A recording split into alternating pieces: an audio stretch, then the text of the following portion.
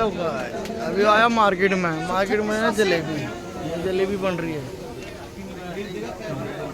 मैं आया लेने के लिए जलेबी, गरम गरम जलेबी खाऊंगा। मैं आया तो बंगाई मार्केट में।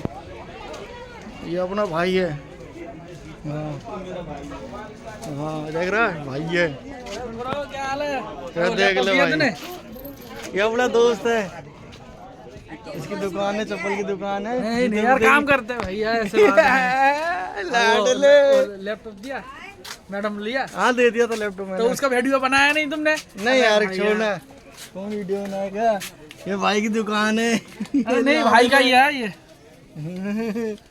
चलो मैंने देखा था मत करते हैं वीडियो को। लैपटॉप छोड़ गया। मैं कह रहा, तुमने बताया था, कह रहा वीडियो बनाएंगे हम देने के बाद। नहीं, मैडम का जल्दी में थी बहुत। उसका क्या है, मीटिंग थी ना, तो बोला इसलिए वो आई। तो कुछ दिया?